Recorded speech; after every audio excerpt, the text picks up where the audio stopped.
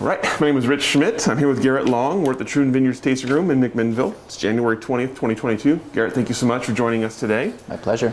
The first question, I know it's not the easiest question for you, but we're going to start with, why wine? Why wine? It's a very broad question. I found myself to Troon Vineyard and to wine as I guess kind of a meandering path.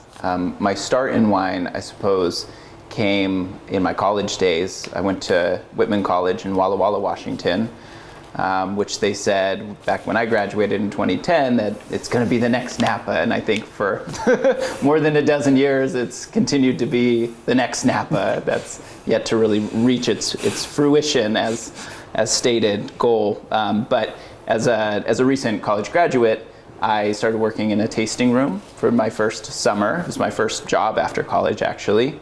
And I spent most of my time just dipping estate reserve bottles with wax caps in the cold room. And by the end of the summer, I was pouring wine up front, which was my first experience with wine education and actually better understanding what was possible with wine. I took about, I suppose, a 10-year departure from working with wine specifically right after that, and got into agriculture generally. I worked on a couple of different farms in California for the last 10 years and then worked my way back north. I grew up in Washington, so after working in Southern California for about 5 years and then attending grad school at UC Davis and then working in Napa, I've slowly and progressively taken steps back towards my roots. And ended up in Southern Oregon as of this last year in August. I started as the director of agriculture. I came back around to wine partly fortuitously. We're working with a biodynamic consultant named Andrew Beatty, who I worked with at my very first experience in agriculture in Ventura County, and starting in 2012. And Andrew has remained a mentor of mine. Has worked with a lot of biodynamic vineyards and clients over the years, and he was the one who told me about the position at Troon that opened up. So it was a little bit good fortune that I ended up at a winery. My interest and my background in general is with agriculture, and the stop in Davis was to do my master's in soils and biogeochemistry. So really fell in love with soil science and microbiology and agroecology and those sort of intersections of all these really diverse sciences and things that I grew up passionate about, plants and animals and people and the environment and climate, and all of them sort of intersected as I saw it in soil science and biogeochemistry. So after doing my master's there, I became really infatuated with the relationship between soil microorganisms and plants, and then following that all the way up the line, especially when you think about regenerative agriculture and how healthy soils lead to healthy plants, which lead to healthy animals and people who consume them, and ultimately healthy communities, healthy, world. And I'm just fascinated by that connection that, from the micro of microorganisms up to the macro of the entire planet, that there's this relationships between health that really starts in the soil. So that was where my interest in agriculture initially came from, and to find myself working at a biodynamic vineyard where there is such respect and deference for soil, and there's such a clear relationship between the soil microorganisms, taking the native yeast from the grape pumice that we return back to the compost and back to the vineyards, is just such a clear connection and recirculation and reinvigoration of the whole soil ecology that I am that much more motivated to continue working with wine, because that connection between soil and place is so clear in wine. So tell me about, you mentioned kind of discovering wine or becoming aware of wine in college, working in a tasting room. Tell me about graduating college. What did you expect your next step to be, and what was your actual next step? Yeah. Well, interestingly, so I studied biology for my undergrad. Bachelor's degree in biology at a liberal arts school meant that I took a lot of different courses and got exposed to a lot of cool ideas.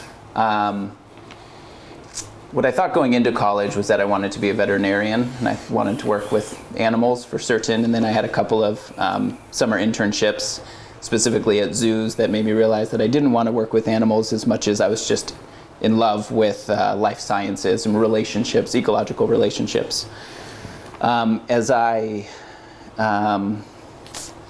got a little older, or got further along in my education, I was a little lost about what I was going to do with biology. I just knew that life sciences really excited me. And going into my senior year, I was a little unsure of what I was going to do next. What ended up being my first job after my sort of summer was working for a nonprofit political organizing group called the Public Interest Research Group, and it was actually here in Oregon. I was living in Eugene for a couple months and working as a campus organizer. It was really only through that experience, both the zoo experience and the experience doing campus organizing and community organizing, that I realized the things that I didn't want to do. And it's advice that I've given to lots of young people thinking about college or next steps or grad school or whatever. And I think that those experiences that tell you what you don't want to do are just as valuable as the ones that tell you what you do want to do. And so I had a couple of those experiences during college and just after my first job that made me realize what I didn't want to do. So what that did bring me to was a discovery of agriculture, and I found that through WWOOFing, the Worldwide Opportunities on Organic Farms. It's a global network of host organic farmers who invite oftentimes young people or people of diverse backgrounds who are interested in learning about organic farming to come down and do a work exchange. And you get room and board and education in exchange for hard work. And I absolutely fell in love with it. I volunteered for 3 months on a diversified citrus and avocado farm and livestock, and I got there kind of at the ground floor, and we grew the vegetable garden and planted 100 varieties of fruit trees and got every kind of farm animal you can imagine, and built this diversified, beautiful, dynamic, biodynamic farm. And so, ultimately that was my experience that directed me toward what I really wanted to do with my degree, and it was working in the field with other passionate young people, learning about these ecological relationships, and all within the context of the early 2000s, thinking about climate change and ecological collapse and these things that are can be very overwhelming. That led me to want to think about solutions on a global scale. And so I think soil science and just how we manage terrestrial resources became really exciting for me. So at that point, that was your kind of introduction to biodynamics and introduction to agriculture. What was your next step at that point? I continued working with that farm for about 7 years. After my three-month internship, they hired me to direct the whole volunteer program or coordinate the volunteer program. So I was living with the woofers on site. I did that for about the next 2.5 years. And I was responsible for, interviewing, hiring, onboarding, sort of indoctrinating all, probably 100 woofers during my couple years there, to teach them about this form of agriculture, that a lot of people have either not heard of or heard some crazy stuff about cow horns or something. Maybe that's all they really know before coming. And through, again, this immersive experience, working the land, making biodynamic preparations, having consultants come in, getting to do everything from animals to orchard work to habitat restoration to gardening, that kind of experience of leading the volunteer program or the WWOOF program there led me or helped me understand how to actually teach something. And I think that, you can really understand or really prove to yourself that how well you understand something when you have to teach it over and over again. You realize very quickly where the gaps are. And so I got to have that practice for about 2.5 years, teaching people about biodynamics and about farming and practicing my own skills every step of the way. From there, I had the great opportunity to go to grad school and actually research some of the farming practices we were using. And I brought that master's degree and knowledge about soil science back to the farm, became the research and outreach coordinator Picked up some long-term research threads that I had started actually before grad school, built on, and then continued for about another 2.5 years there. And also on the outreach side, got to lead a bunch of farm tours and have this cool outreach connection with the public.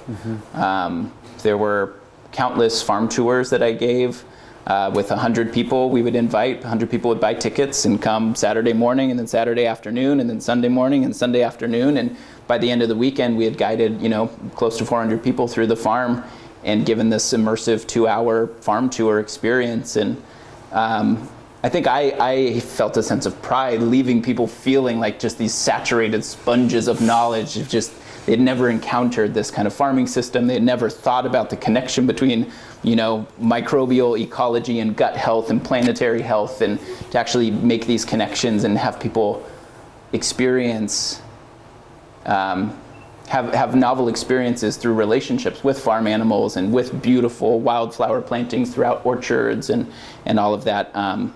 Was really, I think, impactful and really inspiring for a lot of people, and inspiring for me. And what might, feel really exhausting for a lot of people, to just lead these 2-hour tours and you're on your feet and you're projecting your voice. And I would always find myself at the end of these tours just like clamoring for more, like wanting to talk to everybody who's lingering around to chat with me at the end of the tour. And I just found that to be, I found recognition in that of this is something I'm so passionate about, and clearly this is coming through in how it excites me and doesn't exhaust me in a way that you might expect. So I really loved that component of doing outreach and just sharing the really formative experiences and the cool knowledge that I felt I had picked up through farming there as well as at grad school, and being able to share that with diverse people. It's really cool.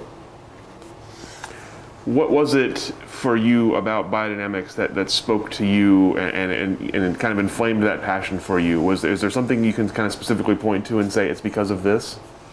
Yeah, it's a great question. The way I think I would say there was two things. One is more broadly the fact that biodynamics considers a holistic approach to agriculture and considers the whole farm as a functioning organism that includes the people, the animals, the plants, the microbes, micro to macro. I think that that really speaks to me, being able to kind of have that 30,000 foot up view of a farming system and be able to really look at relationships. And not just look at them, but research them, meditate on them, work with them. Biodynamics, I think, really relies on rhythms and relationships. And those rhythms can change with the seasons, with the weather, with the people that are there, with every different aspect that's highly integrated within this really diversified farm organism. Really, one of the things that really motivates me about biodynamics is that complex, dynamic relationship between all those different moving parts and those rhythms. I had a mentor who described one of the goals, one of the aims of biodynamics, and he used this metaphor of sitting in your car and you're listening to some music and maybe you're tapping on the steering wheel to the music. And then the rain starts coming down, so you turn on your wipers, and your wipers are kind of going at a different rhythm. Then you might be tapping to the music, and then there's a flashing light up ahead, the crosswalk's flashing, and then and you have all these seemingly different rhythms happening at different times. And biodynamics really seeks to notice, observe, and then take action when those rhythms start to align. There might be that perfect moment where your windshield wipers just line up with the beat, with the flashing and the people walking across the street, and it's that moment in which it might be a prime day to take some sort of action, like harvest your fruit or cultivate the soil or whatever it might be. So working with those rhythms in a very intentional way is one of the greatest things that biodynamics, I think, has brought to my life overall. And I think that leads into the second part, which is the practice of biodynamics. Really grabs me. I compare the preparation work, the biodynamic preparations, to a practice, like a yoga practice or a meditation practice. It's something that you can find deeper value in through that practice and that daily rhythm. And the preparations you do seasonally. So, most of them you work with only one time a year. You kind of get that one shot to have that practice physically working with it, but it gives you the entire year to be thinking about that. Why did Rudolf Steiner select that specific herb? What about the form? What about the relationship between form and function? Why was that specific animal sheath chosen for that preparation? That level of contemplation, I think, requires meditation and thought and picture forming in your head, these relationships. And so it gives you another perspective or a new angle to really perceive, again, all of these diversified, dynamic, interrelated parts of your farm organism, and to bring rhythm and practice into what is otherwise already for me a very nourishing and sustaining practice of growing food, healthy, organic, regenerative food for my community, for the people who I'm living with, working with, sharing knowledge with, the folks who we meet at the farmers market. I guess I wouldn't want it to go unsaid that that's a real primary motivator for why I'm just in agriculture in general. Yes, carbon sequestration and all the potential that soil and regenerative farming and biodynamic farming present for these big global issues is extremely exciting, but so is actually just sharing a really nourishing, healthy meal with community. Is something that really motivates me, and biodynamics gives you, again, this angle to really more thoroughly and thoughtfully and intentionally enjoy those relationships. So clearly, despite your enthusiasm and passion for this, clearly you've run into a skeptic or two, I imagine, in your time. So tell me about handling skepticism of biodynamics and how you've dealt with it and how you respond to it. Sure. So I definitely have encountered a lot of skeptics. They weren't necessarily one of those 100 people who are coming out on the farm tours. There were a few naysayers for sure. But for the most part, I think a lot of people express skepticism or criticism in just a conversation.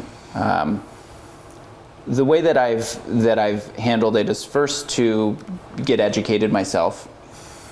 A protege of Rudolf Steiner, who founded biodynamics and first described it in a series of lectures, one of his most important proteges in terms of bringing biodynamics to the U.S. was Ehrenfried Pfeiffer, who landed in New York and set up a really great, now it's called the Pfeiffer Center in his name in upstate New York. And Pfeiffer was a young man who Steiner encouraged to go seek out classic academic education, your traditional college education of weight, number, measure, go get that.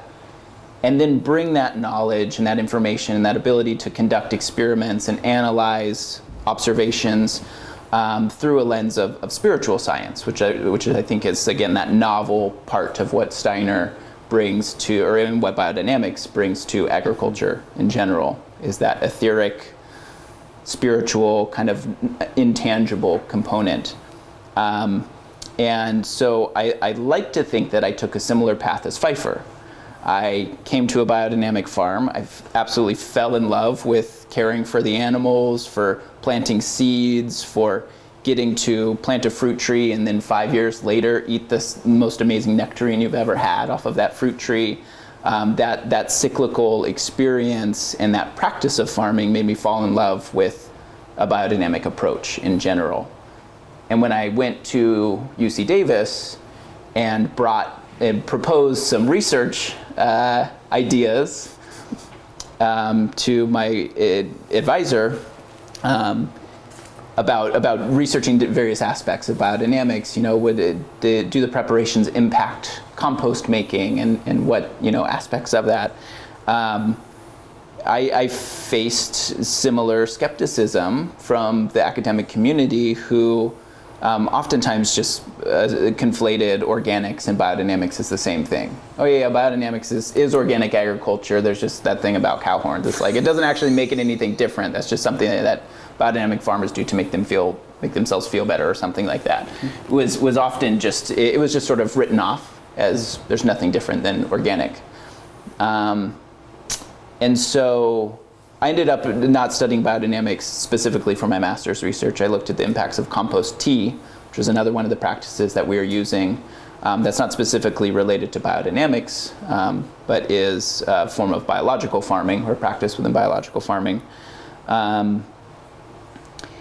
So, to your initial question of how have I dealt with that skepticism, the first thing is to go get educated and become informed, both in terms of the traditional understanding of agriculture, of soil science, of these relationships we keep talking about, but to view it with openness as to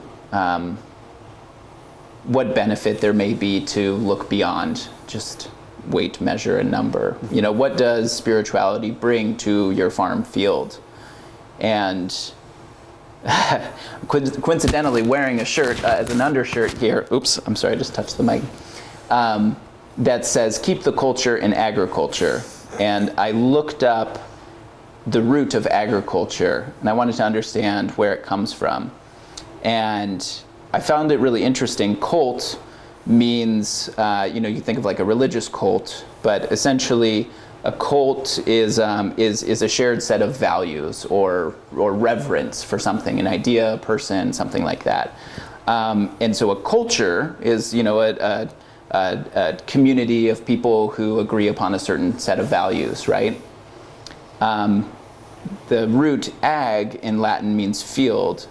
And so the put together agriculture means almost to revere the field, to have deference or respect for the field. And I think in our industrialized, commercialized, conventional farming systems, there's not such reverence for the field, for the life, for the relationship between microbes and plants and all of the other, global cycles of carbon and weather and water and these flows that are so dynamic in a farm field. To me, I found such respect through the practice of being very hands-on by actually stepping off the tractor, getting down off of your horse and walking your field. There's a saying that the best fertilizer is a farmer's footsteps.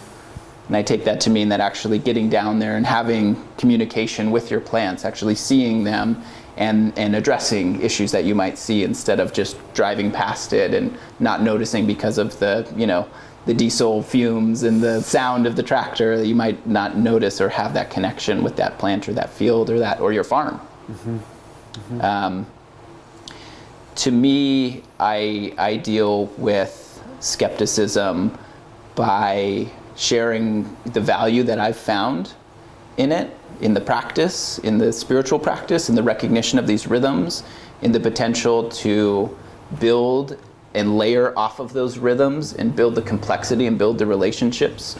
And there's so many cool examples that I've seen of how a system can take 3, 4, 5, 10 years to really get going. But once that flywheel starts spinning, it spins faster and faster, and it spins on its own and allows the farmer to really be able to step back. And what was once a pest infestation that you felt you had to immediately react and respond and spray and kill the pest, biodynamics has taught me the lesson that if you just wait a beat, that nature will often provide the pest suppression, the beneficial insects, the predators will come in, and you don't have to spray that toxic pesticide that has all of this collateral impact on beneficial insects. So I hope it doesn't feel like I'm avoiding the question. I think the way that I deal with skepticism is just to share my own value and what I've learned and come to appreciate, both in a traditional academic sense and more of a spiritual practice of farming. And I found good receptivity when I share my own experience with people and encourage them to get out there and put their hands in the soil. There's a really cool study several years ago that found that there are actually bacteria in the soil that help that produce dopamine or it stimulate our body to produce dopamine, and that there is a true relationship that gardening really does provide therapy. It provides happiness And little did we know that there was an actual biological basis to that. It is another life form in the soil that we breathe in that stimulates this dopamine release, which I think is just so cool. And so I always encourage the skeptics to just get out there and try it and maybe suspend their disbelief. And they'll get some free therapy out of it and maybe feel inspired to integrate some of these positive practices in their own life. So tell me about your time. You mentioned kind of going back to UC Davis and biogeochemistry, which I did not realize until doing questions for this was a thing. So describe biogeochemistry for us and Sure. what the studies were like. And tell me about, you mentioned kind of your focus there, but tell me about some of the takeaways for you from your higher education. Sure. So biogeochemistry, of course, is just slamming together those three different sciences that stand on their own. You know, somebody can get a master's degree or a PhD in any of those topics specifically. Biogeochemistry is, in a simplistic way, just another name for soil science. And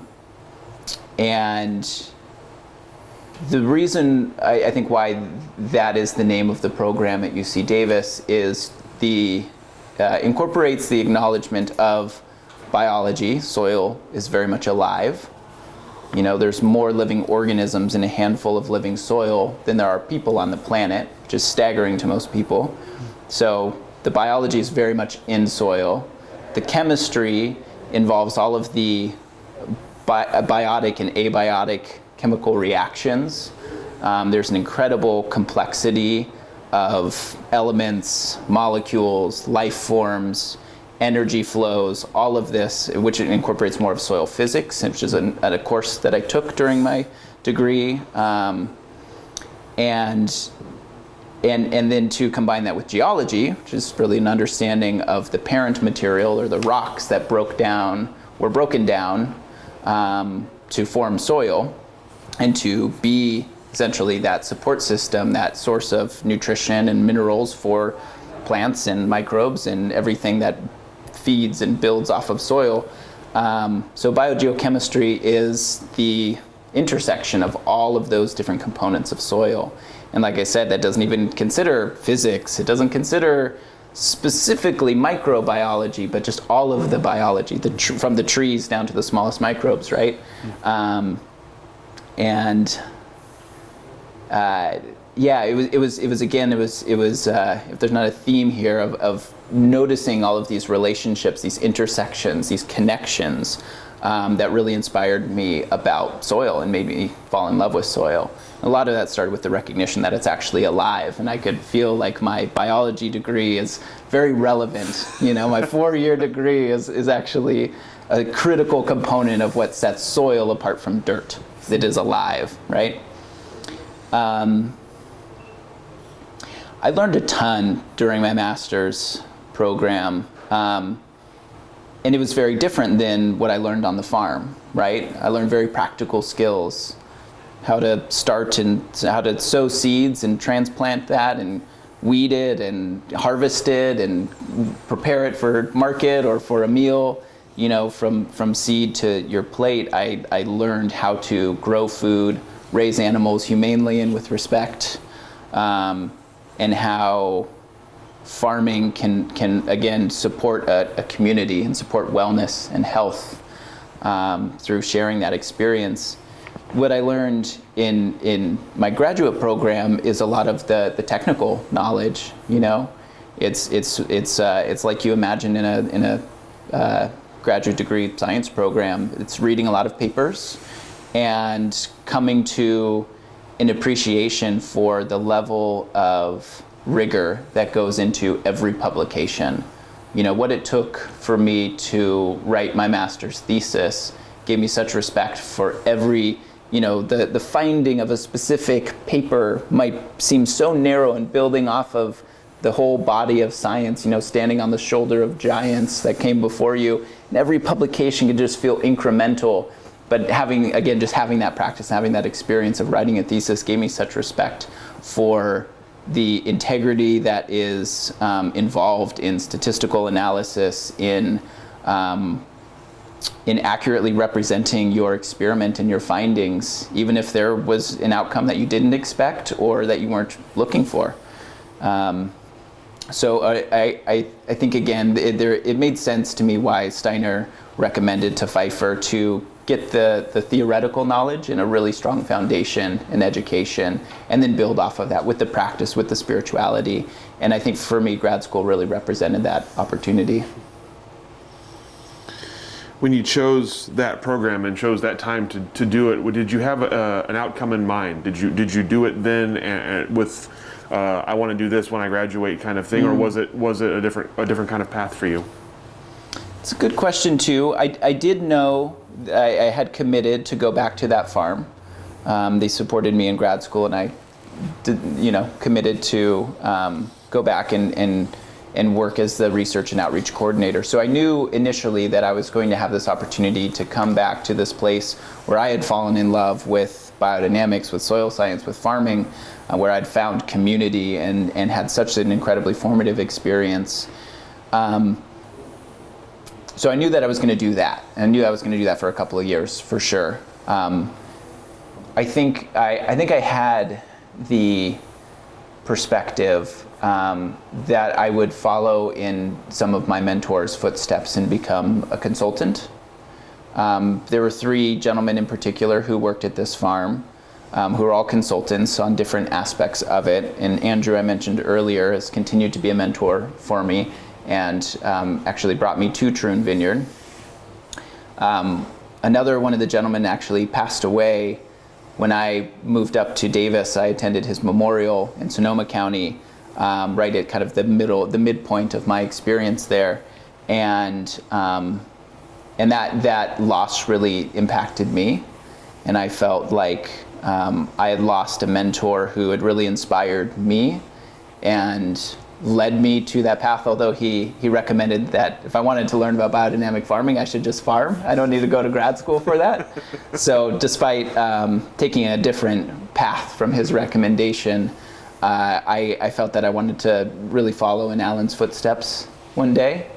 And so I'm working toward that. I still would like to be a mentor to other farmers, to other folks who are just getting into this or want to transition to biodynamics or regenerative practices. But I'm still practicing myself, I'm the director of agriculture at Troon, and I have the opportunity to coordinate with the vineyard team, with the winemakers, or the whole cellar staff, with the tasting room staff, with our viticulture and vineyard management company, and I get to integrate with all of these different role players on the vineyard to create this diversified farming system that to me is this continuous education. Every day I'm experiencing new challenges, new opportunities, and I'm doing so now in a context in Southern Oregon, which is so different than Southern California and so different than Davis and Napa. And there's really great opportunity to continue exploring the same relevant practices and principles of biodynamics and apply them to a different context, in this case a vineyard in the Siskiyou Mountains in Southern Oregon. So I'd still like to do that. Well, I'm curious about that. You had quite a bit of experience in biodynamics and regenerative agriculture and various agricultural systems. Finding a vineyard, even though you haven't been there terribly long, I know still, but tell me about what's different, what's unique about vineyard work versus other things you'd worked in, and what did you have to learn? What were the knowledge gaps for you to get into the job, or to get comfortable in the job? The first thing that immediately comes to mind is that a vineyard and the final product of wine presents such an obvious representation of place or sense of place or terroir. That to me is so profoundly apparent when you enjoy a glass of wine, or maybe don't enjoy a glass of wine. But I think when you don't enjoy it, it might not be because it's representing a sense of place that you don't like, but rather more about the winemaking style that you don't like. But anyway, that's neither here nor there. I think I was really attracted to a vineyard setting for that reason. Being a soil scientist and appreciating the complexity of the soil types that we have at Troon, from these granitic loams to these really heavy clays. We've got 4 main soil types, probably 6 or 7 different soil series. It's a pretty complex vineyard for 100 acres. And so it represents a cool challenge, I think. And, I came in here 4 years after a very ambitious replanting project was undertaken. And so a lot of the decisions made by Craig, the general manager, and Nate, the winemaker, Jason, the viticulturalist, they had already schemed up the best varieties, the position of the vineyards, their aspect relative to the sun, and what soil type they would be planted on. A lot of that complexity had already been sorted out in terms of the varietals that we were going to grow. When I first came on the team, one of the owners described me or introduced me as Garett. He takes care of everything between the vines, which is taken very literally. I don't have a background in viticulture. I think that's one of the gaps that I've needed to shore up is really relying on the folks there and our viticulturalists to teach me about the specifics of grape growing and about wine grapes specifically and trellis systems and all of that. But I think what's really relevant, like I said, about the practices and principles that remain true regardless of the context, the practices that we're using, things like no-till agriculture, cover crops, integrating animals, trying to maximize biodiversity, all of these things that are very primary tenets of biodynamic agriculture and regenerative agriculture. When you add in that social component too, which is a part of our regenerative certification, and really start to look at the community structure and start to think about well-being and welfare, not just of animals, but of your team, these are things that hold true and are important in any sort of regenerative or biodynamic context. So, geeking out on the soil complexity there really led me to develop, and especially as I arrived just before harvest and got to experience not just wines from Troon, but a whole plethora of different wines, different varietals from different regions, old world, new world. It's a cool season grape, warm season, all of this exposure that I received and education that I received from my teammates at Troon really led me to appreciate that wine can so perfectly represent place, soil type, climate. And as I was inspired by Craig very recently to bring in that social component as an aspect of terroir. I've always thought of it as, this is like soil and climate and these like non-living things that are presented in the complexity of a wine. And Craig actually introduced me to the idea that the social component or the culture is very much a part of terroir as well.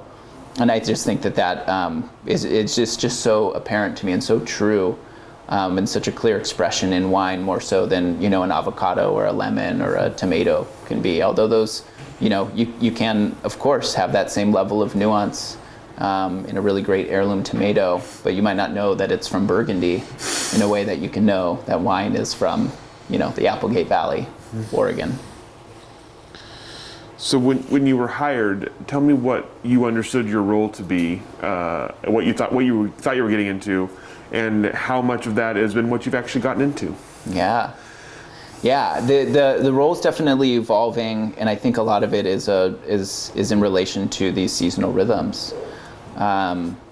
Something that was true for me in agriculture in California is there's not really a down season. There's not a winter time.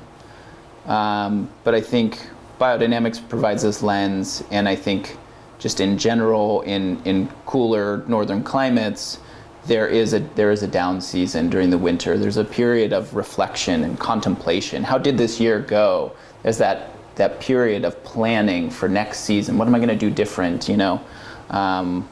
What new challenges am I going to take on? What new layers of complexity are we going to add in here? Are we going to breed the sheep this year? Are we going to double, bring in another chicken coop or build another chicken coop? That period of reflection I think can be really important, and it wasn't anything that was ever a part of my first 10 years of experience in agriculture.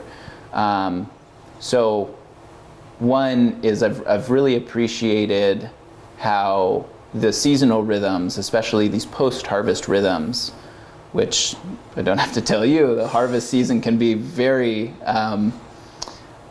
both exciting and exhausting, right? Long hours, but to come out the other side of that and have the whole cellar full of barrels of wine, and be able to share in that final celebratory harvest dinner with everyone, that sense of accomplishment is really motivating, and how that can lead into this winter period of reflection has been really enlightening in a way that makes me feel more balanced and prepared to enter into this next season.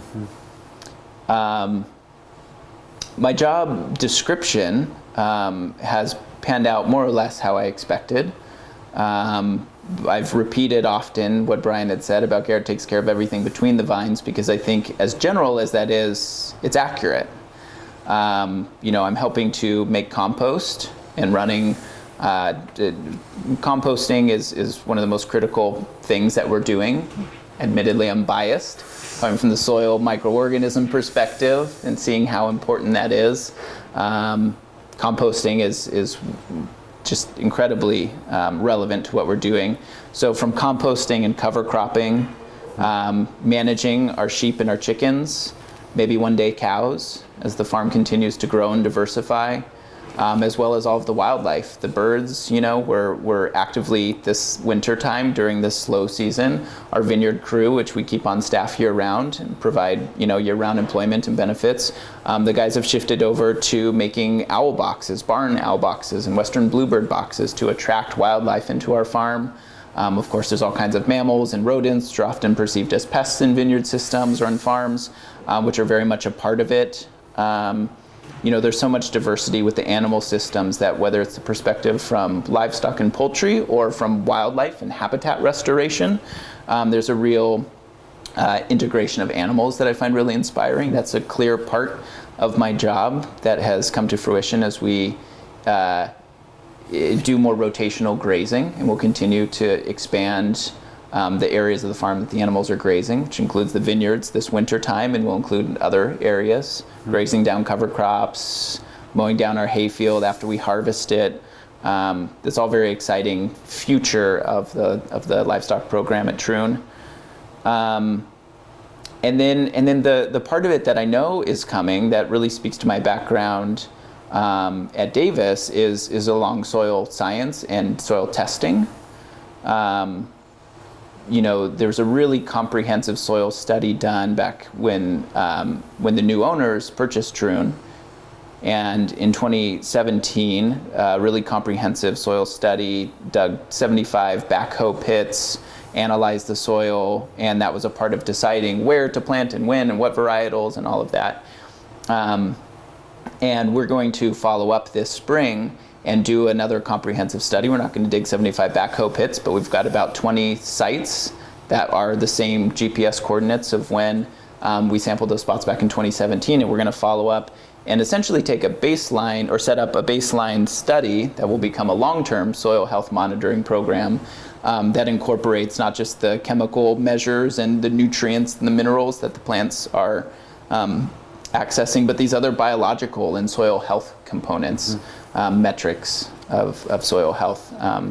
So some of that is a requirement of our certification, and some of that is our desire in-house to be able to better understand the complexities and the relationships between our farming practices, between the quality of the wine grapes, between the quality and the chemistry and the quality of the wine and the whole experience. And I think to actually make that data-driven is one of the unique things about Troon. We're very much through and through a biodynamic farm, but we do so from a place of academics and scientific rigor, and that upcoming soil study will be a launch pad for a new understanding potentially of how our practices have influenced these measures. I'm curious, from your perspective, how will you be gauging success? What will show up in the process and in the farm and the wine and the grapes that you will have deemed that your work is successful? Yeah. I think first of all, a measure of success is is getting better every year. Even incremental change is so important. And those measures specifically, some of the things that I care about are organic matter or carbon in the soil. There's a very distinct relationship between organic matter and water holding capacity of soil.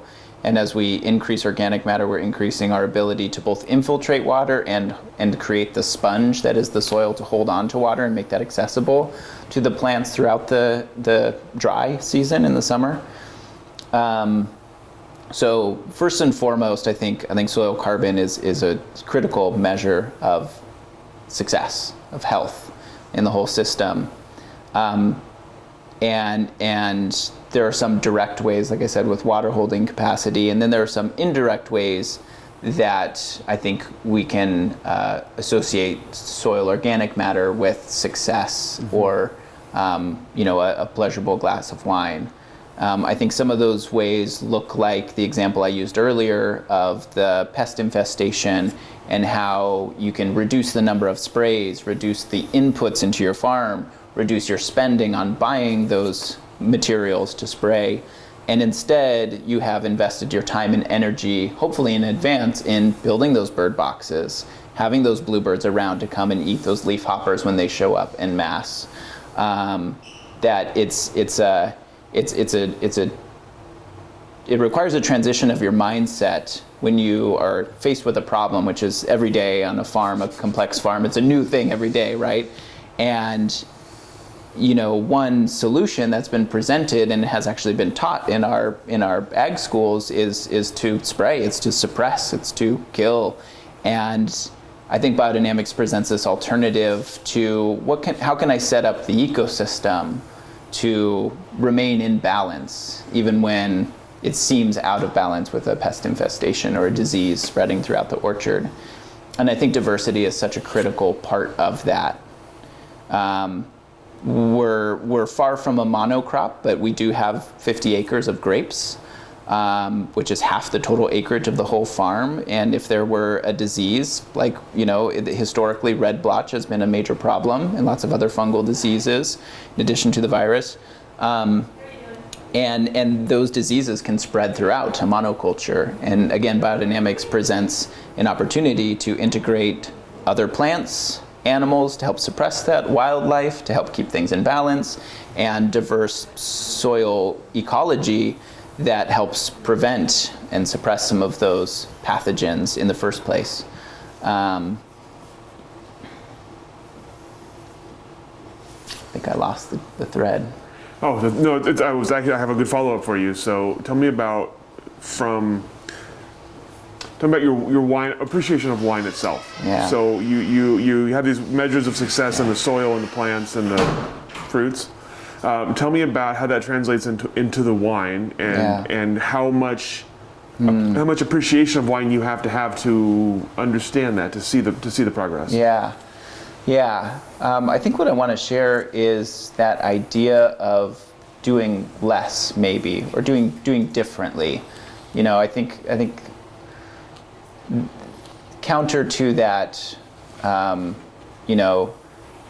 counter to the idea that's often taught and lectured upon at these schools is do X. And if you consider an alternative, like setting up the ecosystem, then maybe it's costing you a similar amount, but rather than buying the material and buying the diesel for your tractor to spray, you are instead investing in a worker to go out and to build these bird boxes, or to plant wildflowers to attract beneficial insects, or any number of these beneficial practices. You're redirecting your resources, both financial and energetic and human, all of these forms of capital that you can invest in your farm, and you're investing in setting up this ecosystem that can, once that flywheel is spinning, essentially take care of itself and allow you to step back and not be so hands-on. In time, as these systems get set up and become more balanced and more self-sustaining, they do require fewer inputs, less water, fewer financial resources, less investment in importing whatever it might be, compost or fertilizers or inputs. And I think that they can start to make a lot more financial sense in time after that 3-5 year transition. So I think a measure of success, as potentially lazy maybe as it sounds, but being able to do less involvement, less hands-on, less struggle with the day-to-day challenges, I think is a measure of success.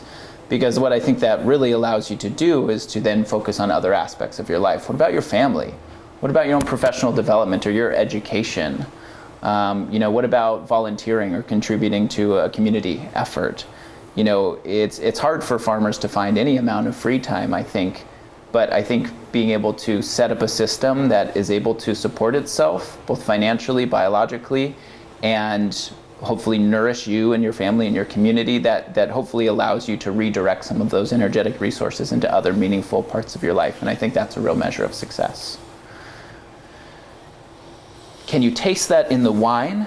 I think absolutely. I think that pleasurable experience is of sharing, again, community and healthy food and great ideas, hopefully over conversation or a meal, is only elevated by a glass of wine that is, again, representative of that place, of that intention, of that idealism. I think that was required to grow that, and I have such pride, especially as we made it post-harvest into the holiday season, sharing all of these Troon wines with my family.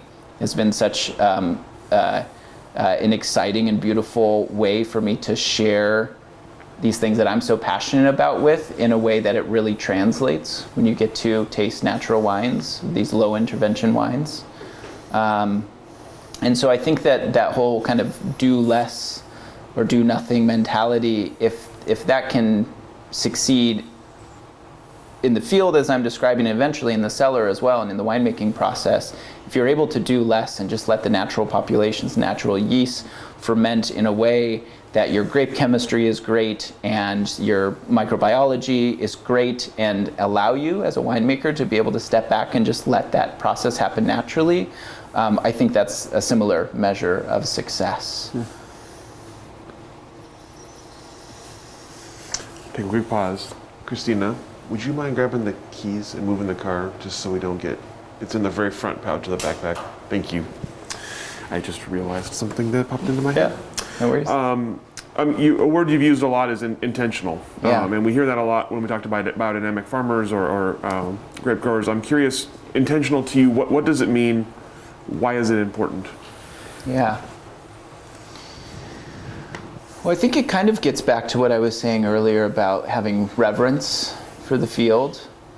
I think a farmer who respects life and understands that a seed is a little powerful packet of life, that when planted into a context of healthy soil and the right water and the right temperature at the right time of year, that you can create not just calories to feed the world, as is often repeated, but to really nourish yourself, your community, and the world. I think requires a certain perspective that life, that you have respect for life. I think that's clearly demonstrated in reducing or eliminating the use of pesticides and fungicides and these biocides, these kind of broad spectrum materials that are designed to be targeted towards certain pests on certain crops, but oftentimes have total collateral damage on all of these other beneficial role players. And we've seen that again and again in systems. To me, the intention behind that is to try to grow more food and make it make sense for your bottom line, and I can understand why that's an attractive concept. But I think that when you consider the collateral damage, I can't morally find alignment with using those kinds of products that are ultimately designed to end life. I learned a lesson from one of my other mentors. He used this form of martial arts called Aikido as a metaphor for, again, all those daily problems and those new challenges that arise on a farm are these things that can feel very antagonistic. And you as a farmer, you have to fight them off, and you have to beat them down, and you have to dominate and win. And as I understand it, and I'm not a practitioner of Aikido, but as I understand it, one of the ideas is to redirect energy against your opponent. And to, rather than see these things as antagonistic and something that you have to fight against, to focus your energy on things that are going to create life, on setting up a context that are going to support healthy plants or bring in wildlife, or provide great opportunities for local people to work and make livelihoods. And I think that those are again measures of success. I think that that require a certain deference for the system, a certain intentionality with what you're trying to do. And I think that by perceiving the farm as this holistic organism and seeing these relationships, your values by necessity have to rise above. And yes, they include your bottom line and your financial stability, but they, sort of in nature have to rise above simply that. So I think intentionality finds form in biodynamics in a lot of different ways, but I think a lot of that is rooted in just deference, sort of keeping the culture in agriculture. Can't say it any better than my shirt does. I'm curious, from your perspective, so relative newcomer to the Oregon wine industry, from your perspective, what do you see in the industry as a general, in the industry in general, how are the farming practices? How is the biodynamic scene here? How is the organic scene, regenerative scene? What have you seen so far, and what are your kind of hopes for the future of it? Yeah. I'm really enthusiastic about the regional biodynamic community that exists here. Generally on the West Coast, I think California and Oregon are really, really strong hubs of biodynamic practitioners. There's lots of regional meetings and opportunities for folks to get together and make the preparations and teach and bring on the next generation of biodynamic practitioners is really strong in Oregon, especially in the Willamette Valley. I think there's a real opportunity for Troon to serve as a hub for Southern Oregon biodynamics. But in general, my perception is that there are probably more biodynamic vineyards and more biodynamic farms throughout, especially Oregon and California, but also in Washington as well, than there are almost anywhere else in the US. There are some other hubs for sure. Yeah, there's a really high level of integration and knowledge sharing out west here that's really encouraging. On my drive up here today, I actually got a call from one of our neighbors who I met just yesterday. They came over for a meeting in our tasting room, and he called me to ask about biodynamic certification and about how to navigate certain steps. And he had just had a call with Demeter, the certifying body, and had some follow-up questions about how we navigate certain challenges.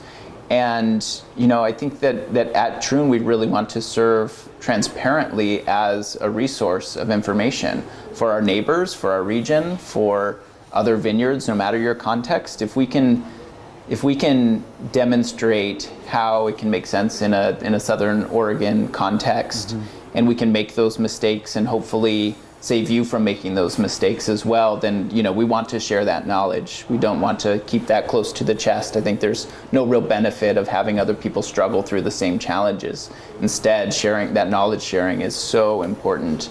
And again, I think it's just a natural part of biodynamics is that there's not so much competition, I think, as there is, or at least perception of competition that I pick up from in maybe other crops or other growing regions, where there is much more proprietary information and guardedness. I don't feel that in the Oregon wine community at all. I've been very warmly received on a number of vineyards that I've visited, and we've similarly hosted and given tours and tastings to all kinds of other folks who are really interested in coming out and learning about biodynamics or learning about the new directions that Troon is going.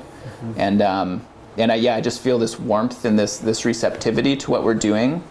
And I can just say also from the soil science side as well, I've never heard soil be such a buzzword until I like happened upon this thing that I fell in love with, and all of a sudden, there's documentaries, and there's The Biggest Little Farm, and there's Kiss the Ground, and there's all of the Symphony of the Soil. There's all of these documentaries that have really put the spotlight on soil. And in fact, the United Nations had announced 2015 as the International Year of Soils. It was my first year in grad school. And it was so cool to have a global spotlight that felt very aligned with the time that I was like, well, I love this too. Cool. Like now I get to be, the preacher at the pulpit talking about this stuff that I find really enthusiastic, and there's an enthusiastic audience to hear it. So, there's all of the negative things, the climate change, loss of biodiversity, drought, wildfires. There's all of these issues that to me are so clearly related or so clearly have solutions in agriculture and how we manage our farms and how we manage soil carbon and how we try to sequester it through our practices, that I think we're at this real watershed moment where as more farms and farmers are receptive to this, and there's more of a spotlight and there's more opportunity through documentaries, through social media, through wine archives, that there's more opportunities for people to learn about this. There's also more workshops and education. There's more interest within the universities and academia to be studying these topics. We're really poised, I think, for growth. More biodynamic farms, more regenerative farms, and more, regardless of whether you're certified or not, just more carbon in the soil, and that's only going to benefit the planet. Mm-hmm. So obviously, in the years the archive has been around and documenting the Oregon wine industry, we've seen a huge growth in biodynamics within the industry specifically, and a huge, obviously it's become much more popularly known and understood. So as you look ahead for the biodynamics in the coming years and decades, what are the next big milestones for you in terms of acceptance, in terms of success, and what are you looking forward to from biodynamics or regenerative agriculture? Yeah, that's a great question. The first thing that I think that I'm looking forward to is to celebrate the 100th anniversary of Rudolf Steiner's lecture, the agriculture course that he gave in 1924. So we're fast approaching the centennial celebration of the introduction of biodynamics. I think that will be a milestone in itself, especially in recognizing the growth in this sector in the last couple of decades.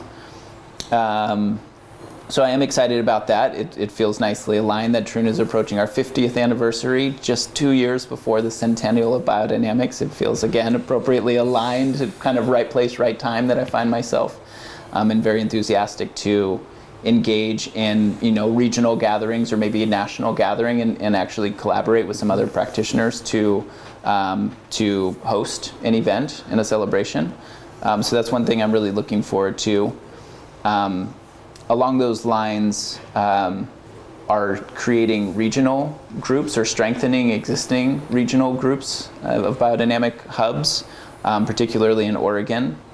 In addition to farming, I also sit on a nonprofit board for the Josephine Porter Institute, which is a nonprofit that is supporting biodynamic education and research, particularly around prep making, with the mission to heal the planet.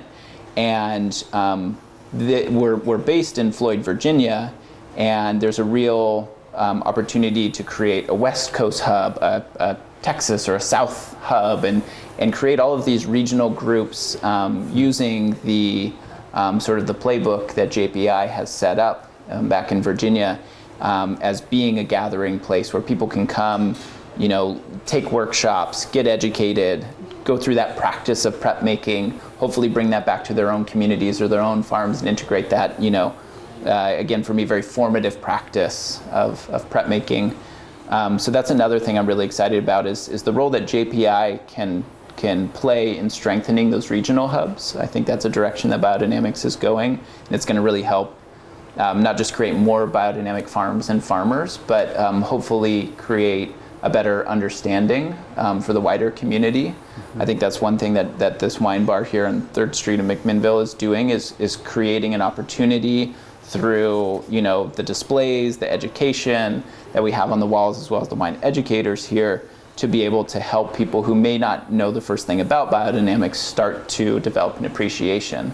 I just heard the other day that Montenor, another biodynamic estate, is also building a wine bar here on 3rd Street on the other end as well.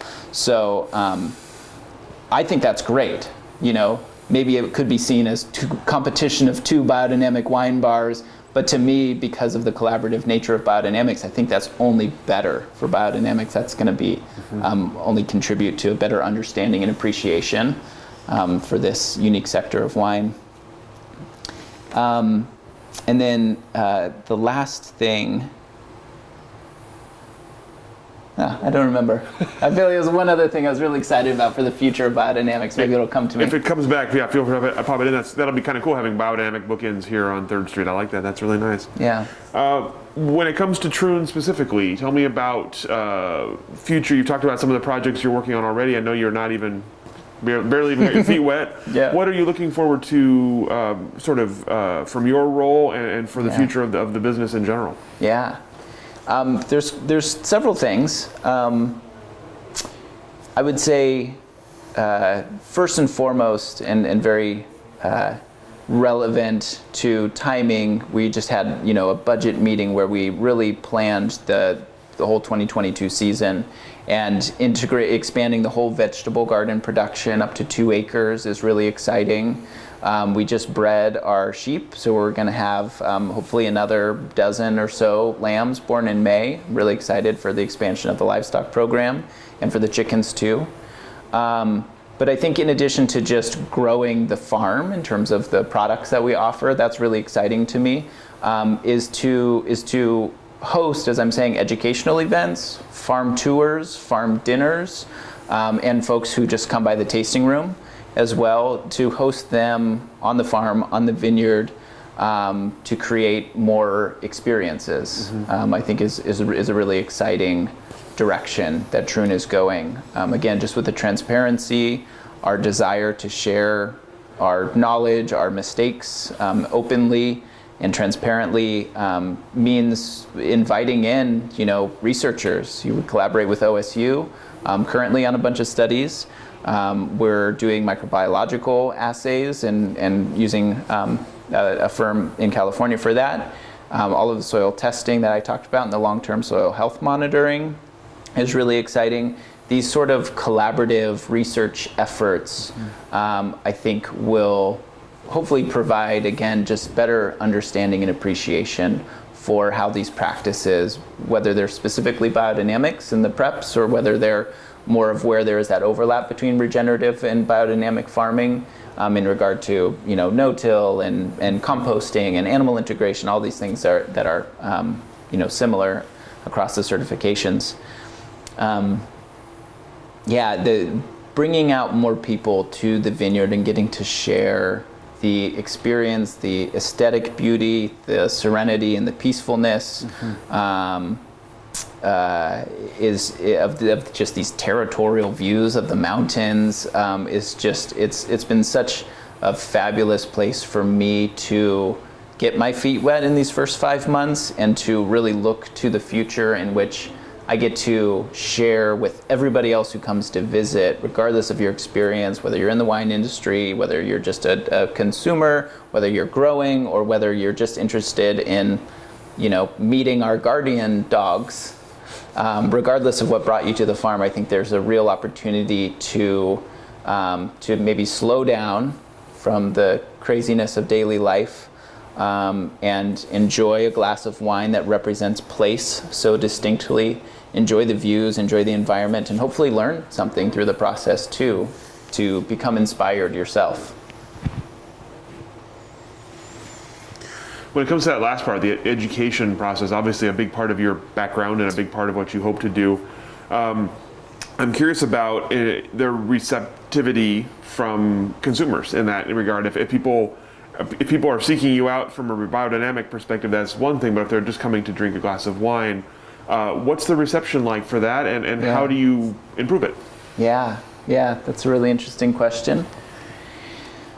I think, I don't work in the tasting room on a daily basis, but our office is upstairs above the tasting room, and so I pass through it every day and get to meet people all of the time. Most of the time it's people asking me, oh, do you work here? And I'm like, yeah, I'm the director of agriculture. I kind of do everything between the vines.